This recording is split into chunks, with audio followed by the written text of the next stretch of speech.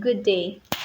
We are BSed English 1A Group 1 and today we're going to discuss a research about globalization entitled Informal Economy in the Context of Globalization and Urban Gentrification, the Case of Small-Scale Farmer Vendors in the City of Naga, Philippines by Lilibet Back, 2019. So the contents of this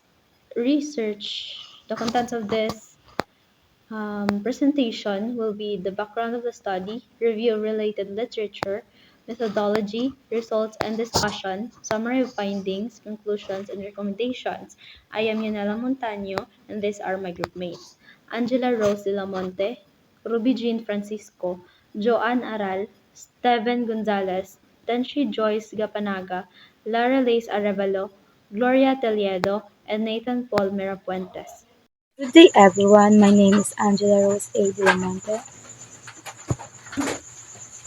Let's proceed to the introduction. This research discusses the socio-economic impacts of urbanization and globalization, particularly on marginalized groups in Naga City, Philippines. The author argues that historical colonial structures and contemporary capitalist forces contribute to significant social inequalities. This research sets the stage for a research project aiming to understand the complex interplay of these factors in Naga City. The research will likely involve qualitative methods to explore the lived experiences of marginalized groups and analyze the socio-political dynamics shaping their lives. The central research question appears to be: how do these historical colonial structures, contemporary globalization, and urban development processes interact to shape the livelihood and experiences of marginalized informal sector workers in Naga City? The study provides a compelling framework for understanding the complex relationship between historical legacies, global forces, and urban development in shaping social inequalities. It emphasizes the need to consider the interconnectedness of economic, political, and spatial factors in analyzing the experiences of marginalized groups in the Global South. The purpose of the study is to identify the impact of globalization and urban gratification on the normal economy of Naga City, Philippines, especially to the small-scale farmer vendors of the city. Let's proceed to the statement of the problem. Statement of the problem be that as it may in its light of the urban development change situation in Naga City and the Philippines, this study explores the following research questions to examine the impact of the ongoing and increasing urban development transformation changes on the lives of the marginal informal sector, particularly the small-scale farmer vendors, guided by the following research questions. How are the increasing build-up of large commercial establishments and housing subdivisions affecting the condition of the small-scale farmer vendors in Naga City in the Philippines? What are the challenges confronting the marginalized sector in terms of improving their economic conditions, considering the expanding urban development and gentrification processes of the city?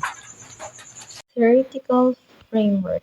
This study's diagnostic discussion was influenced by structuralist critical theoretical knowledge and the rationalization of interlocking clusters of ideas and argumentation.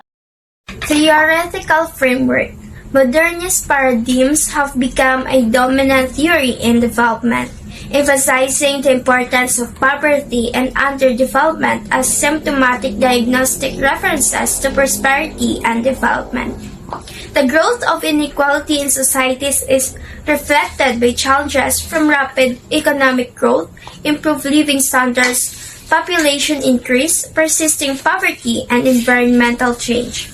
Structuralists emphasize the ways powerful elite groups impose their preferences, such as privileged access to resources and services and low-wage imposition on marginalized groups. These unequal social relations allow the poor to be economically exploited, socially subordinated, and politically marginalized. The informal sector is seen as an old economic practice that will dissipate as modern industries grow. Market economies are seen by structuralists as being shaped by social structures, and unequal social relations influence opportunities and behaviors of individuals and groups as information is asymmetrically distributed and access to resources is differentiated. Structuralists view linking formal economies exploitation over informal economies, which have deep historical roots. Informal economic activities have been around since the dawn of civilization, integrating nations' formal commerce and trading protocols by centuries. Rush 1995 suggests that post-colonialism offers a new perspective on development, challenging us to rethink categories like third world and understanding how location, economic role, social dimension of identity, and global political economy differentiate between groups and their opportunities for development. This approach can reveal the apparatuses of power and domination within which development texts are produced, circulated, and consumed. It is crucial to explore the links between development words, practices, institutional expressions, and power relations. Mac Ewan argues that post-colonial approach have potential for affecting change by questioning who voices development concerns, power relation, participants' identities, and excluded voices. They aim to overcome inequality by opening up spaces for non-Western peoples to enact agency. Post-colonial perspective emphasize understanding development through the lens of local people who make daily livelihood decisions and face situations of conflict, despair, uncertainty, hope, and resistance. King 2016 4 asserts that post-colonial perspectives provide voice to all types of situational struggles against hegemonic power and challenge legitimizing, enabling, and empowering alternative narratives of form. Conceptual framework. The conceptual framework of the study illustrates the interconnectedness of key concepts and their influence on small-scale farmer vendors operating within the informal economy. First, globalization. This concept refers to the increasing interconnectedness of global markets, cultures, and economies. It introduces new competitive dynamics by reshaping consumer preferences, including local markets with global products. This change directly affects small-scale farmer vendors by challenging their ability to compete. Number 2, urban gentrification. This involves urban redevelopment processes that often lead to the displacement of informal vendors. In cities like Naga, gentrification can create new economic opportunities, but simultaneously threaten the space where informal vendors operate. 3. Intersectionality of globalization and urban gentrification.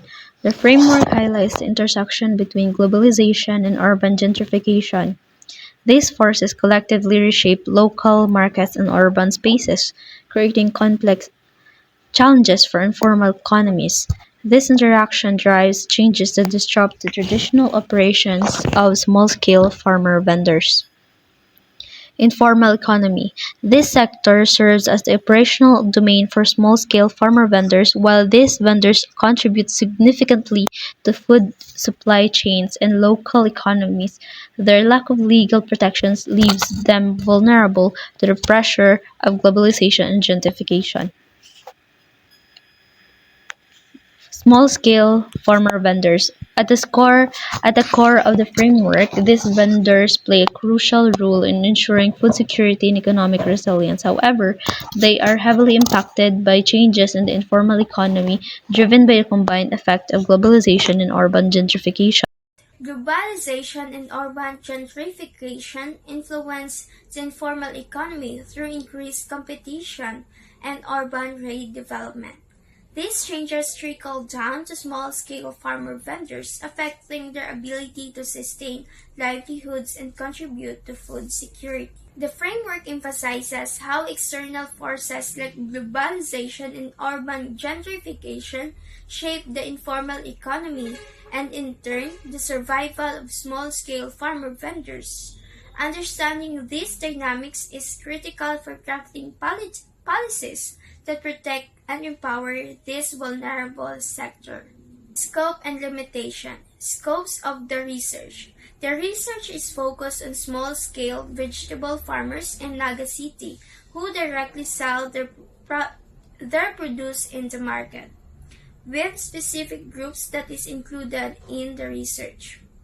Members of ICCAFC or Independent Component City Agricultural and Fisher Council. Independent itinerant small-scale farmer vendors geographical scope, the study is confirmed to Naga City. Scope and limitations. Limitations of the research. The research had a limited target population. The research includes several groups of market vendors, such as street vendors selling manufactured products, cooked food, or other agricultural products. Small market vendors renting spaces in the Naga City Public Market building. There were also data acquisition challenges such as difficulty in acquiring reliable, concrete, and updated data, and time constraints limited the ability to employ a more exhaustive research methodology. Data source limitations were also present, like reliance on official published reports from Naga City's planning office, acknowledgement of potential bias in such report as they may be influenced by the interests of the commissioning entities. Review of related literature. Globalization is a multifaceted phenomenon with economic, social, cultural, and environmental dimension shaping urban spaces, economic system, and global integration. It is marked by the increasing integration and interdependence of nations driven by the flow of capital, goods, people, technology, and informal across borders. Scholars emphasize the historical origins of globalization, tracing its roots to the colonial and industrial revolution and the expansion of global trade networks, which continue to evolve through modern neoliberal and capitalistic framework. Macro 2008, Moray 2006, Clapp et al. 2011. The economic discourse dominates globalization, often portraying it as a single global marketplace controlled by a few influential players. This dynamic weakens nation-state and promotes free trade as essential for economic growth. However, critics include new Marxist scholars argue that globalization exacerbates structural inequalities between and within nations, reinforcing the disparity between developed and developing countries. Terms 2002, Horrell and Sinkupta 2012. The process of globalization is also associated with significant environmental implications, including increased energy consumption, population, and carbon emissions due to intensified global productions and transport systems. Environmental regulations are often viewed as constraints to globalization, further complicating its management. So globalization has substantial significant environmental implications, including increased energy consumption, population, and carbon emissions. Socially, globalization disrupts traditional social arrangements, destabilizing cultural norms, power dynamics, and identities. It fosters a growing consciousness of global interdependence, but often leads to uneven development, creating power imbalances between the global north and south. So, globalization disrupts social structures, altering cultural norms. Globalization's impact on urban places highlights the complex interplay of state policies, global economic integration, and transnational flows. While it facilitates economic and cultural exchange, the movement of people and resources also reveals the uneven and contested nature of global integration. So global integration, I mean, globalization's urban impact is characterized by intricate relationships between state policies, economic globalization, and transnational mobility. Despite its challenges, globalization is not inherently detrimental to the developing world.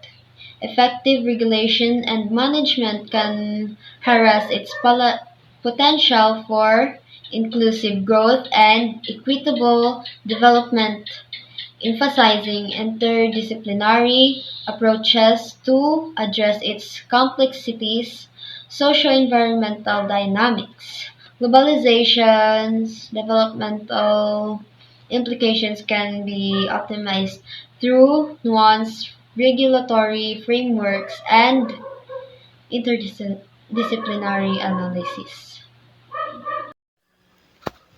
Methodology. Here is the methods and the methodology in the study of Elizabeth Bach. Research design and local. The research used in this research is qualitative case study design to address the dynamics of marginalization and uneven development issues affecting the small scale farmer vendors as a consequence of the continuing global commercial growth patterns and attendant urbanization and gentrification developments.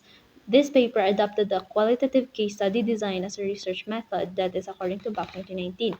And the locale of the study is in Naga City, Philippines. The research took place in Naga City, Philippines. The research participants or respondents, is a total of 53 individuals who are the respondents of the study. They are grouped into two groups, organized groups and independent vendors. The first one, the organized groups, there are 29 respondents, which came from the leaders and members of Small Scale Farmer Vendor Association, and the independent vendors, which consists of 24 respondents, and they are not part of any formal association. And since there is a focus group discussion, there are 14 participants who came from those two groups. From the total respondents, six from from one group and eight from another. The age range was 42 to 68 years old, and the gender, there are 2 males and 12 females. The sampling technique that was utilized in this study was the random sampling method as a sampling technique in identifying the respondents or participants. Random sampling now is a method of probability sampling in which researchers choose a subset of individuals from a larger population, ensuring that every member has an equal chance of being selected. That is according to Stewart 2024. The research instrument. This research utilized both qualitative and quantitative research approach. Thus, aside from the interview, focus group discussion, and observation, the author used survey forms to gather necessary informations. Uh, the instrument was composed of structured personal data questionnaire and unstructured interview guide questionnaire. A consent form written in English and Tagalog was attached along with the instrument used. Validity and reliability. The researcher used an adaptive research design. The researcher used a data triangulation which utilizes multiple sources like interviews, focus group discussions, and secondary sources to secure the reliability of the study. By combining data from these different sources, the researcher can cross reference information and identify patterns and trends that may not be apparent from a single source. This helps to ensure the accuracy and reliability of the findings. In data gathering procedure, the researcher conducted field work through interviews, observations, and focus group discussion to gather information. Meanwhile, the researcher used a quantitative approach in gathering data, like those mentioned earlier, the interviews, focus group discussions, and observation. Specifically, the researcher utilized a structured personal data questionnaire, semi-structured and unstructured interview procedures, observation, and focus group meetings. So the researcher used semi-structured interviews with open-ended questions to let participants freely share their thoughts, often in their local dialect. This helped gather diverse information and reduce researcher bias. A consent form and personal details questionnaire were given to participants, and an unstructured interview guide was used for flexibility. Secondary data like city ordinances, official reports, articles in books was also collected from government offices, schools, and libraries. Focus group discussions included small scale vegetable farmers and street vendors, mostly women aged 42 to 68 years old. Limited attendance was due to participants' busy schedule. Moreover, these discussions encourages participants to share, reflect, and debate their opinions, helping the researcher gather realistic and collective insights. So the researcher aimed to explore globalization and urban gentrification's impact on small-scale vendors. It also examined how these groups adapt to discriminatory discriminatory policies and urban planning changes. Fieldwork conducted from February to May 2018 included interviews in the local Bicol dialect with limited audio recording to better understand participants' challenges and motivations for social change. So next, we will move on to ethical consideration. The researcher followed the rules during the research process. The researcher ensured that the respondents' identities and information they shared were kept private and confidential. The researcher gave the respondents a brief explanation of the study's purpose. The researcher asked for the respondents' permission to record the interview if applicable, and also the researcher requested the respondent to sign a consent form if they really wanted or they are willing to be part of the researchers respondents. Number five, the researcher assured that the collected information would be taken with utmost consideration and confidentiality, which means all the information and data that were gathered by the researcher from the participants or respondents were kept private so that the privacy of the respondents will be secured and kept private. The results of this study show the following. Number one, social class stratification. Urban development has exacerbated social inequalities within wealthier entities, benefiting from commercial projects while informal farmers are struggle to compete. Number two, poverty and inequality. Many small-scale farmer vendors face economic hardships due to the rising cost and decreasing income from their agricultural activities. This perpetuates the cycle of poverty and inequality. Number three, displacement and loss of land. The expansion of commercial establishments has led to the disposition of agricultural lands, threatening the livelihoods of those who rely on farming. And number four, employment challenges. While some may find new employment opportunities due to increased foot traffic from urban development, the overall instability in income and market prices for agricultural products creates uncertainty. 5. Access to resources. Limited access to financial assistance, lands, rights, and modern farming technologies hampers the ability of small-scale farmers to thrive in a changing urban landscape. Number 6. Community cohesion. Economic disparities among farmer vendors lead to the fragmentation and loss of solidarity within the community, complicating uh, collective efforts for improvement. Now, urban growth and gentrification in developing countries cause problems like social class stratification, poverty, inequality, displacement, and unemployment. Despite research efforts inadequate, information remains posing challenges for urban citizens and policymakers. The increasing build-up of large commercial establishments and housing subdivisions in Naga City, Philippines, has significantly impacted the conditions of small-scale farmer vendors. Despite the decreasing land spaces due to urban development and structural gentrification, these informal small-scale farmers have been widely engaging in agricultural activities for their source of economic livelihood and income. The city's liberal market programs, which include shopping malls, gated communities, and high-end hotels, have caused more difficulties for the marginalized informal economy group. Respondents complained of inadequate access to microeconomic financial assistance, long-term land access privileges for non-landowners, and new technologies for improved vegetable farm harvest.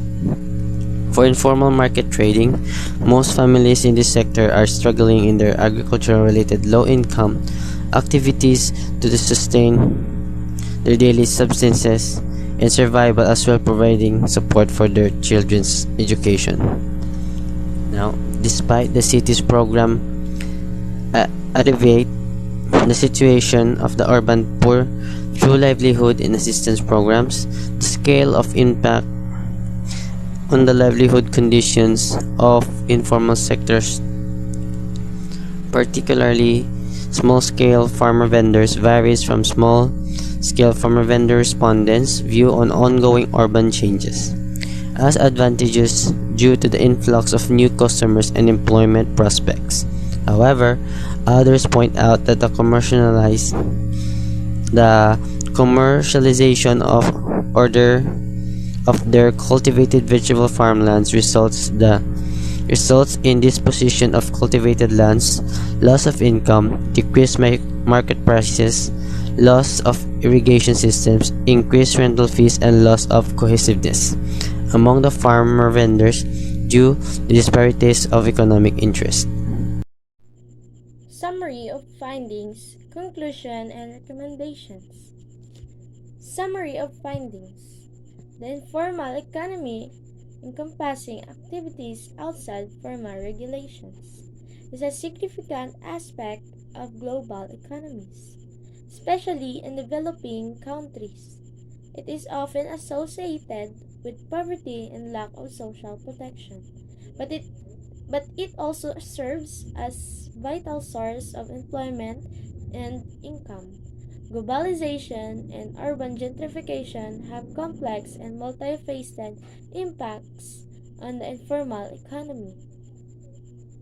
First is globalization's influence on the informal economy. Globalization, characterized by increased interconnectedness and integration of economies, has contributed to both the growth and challenges of the informal economy.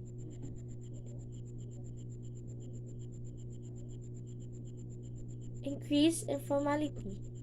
The shift towards global production chains and multinational corporations has led to job losses in formal sectors, pushing individuals towards informal work as an alternative income source. Trade liberalization and informality. Trade liberalization, a key aspect of globalization, can create new employment opportunities but also lead to increased competition and job losses, potentially pushing individuals into informal work.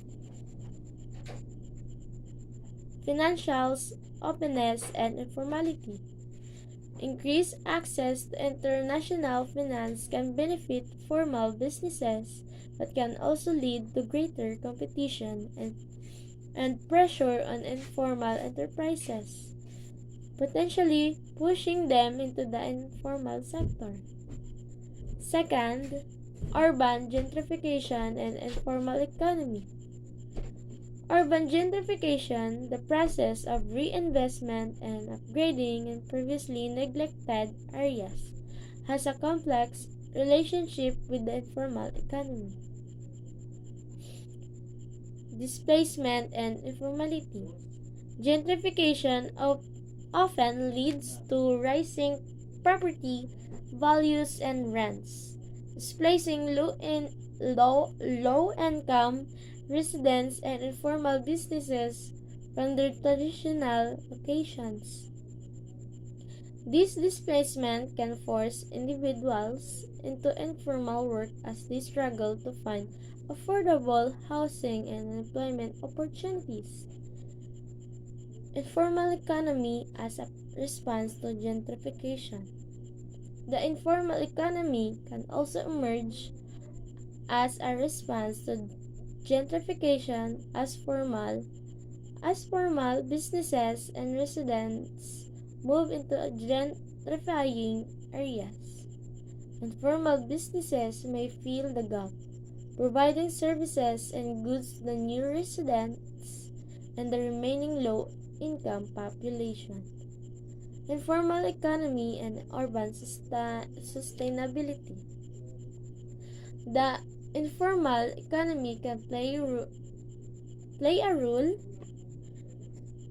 in urban sustainability by providing affordable services and goods to residents, particularly in areas where formal businesses may be limited. However, informal activities can also contribute to environmental degradation due to the lack of regulations and oversight. The number 3 is policy implications. Addressing the challenges posed by the informal economy in the context of globalization and urban gentrification requires a multi-pronged approach. Promoting formalization. Policies aimed at facilitating the transition of informal businesses into the formal sector are crucial. This can involve simplifying regulations, reducing taxes, and providing access to finance and training programs. Social protection. Expanding social safety nets to protect informal workers from economic shocks and vulnerabilities is essential. This includes uh, providing access to healthcare, education, and social insurance programs. Urban planning and development. Urban planning strategies should consider the needs of informal businesses and residents, ensuring that gentrification does not lead to displacement and social exclusion. This can involve creating affordable housing options, promoting mixed income communities, and supporting the integration of informal businesses into the urban fabric. The informal economy in the context of globalization and urban gentrification present both challenges and opportunities. On the hand, it offers a vital source of income and employment for millions of people, particularly in developing countries. It also contributes to the dynamics and resilience of urban economies, providing essential service and goods that might not be able through formal channels. On the other hand, the informal economy is often characterized by precarious working conditions, lack of social protection, and environmental vulnerabilities. The increasing integration of the informal economy into global supply chains raises concerns about labor exploitation and environmental degradation. Addressing these challenges requires a nuanced approach that recognizes the complexities of the informal economy and its role in urban development. Policies aim to formalizing the informal economy, providing social protection, and promoting sustainable business practices are crucial for ensuring that the informal economy contributes to inclusive and equitable growth.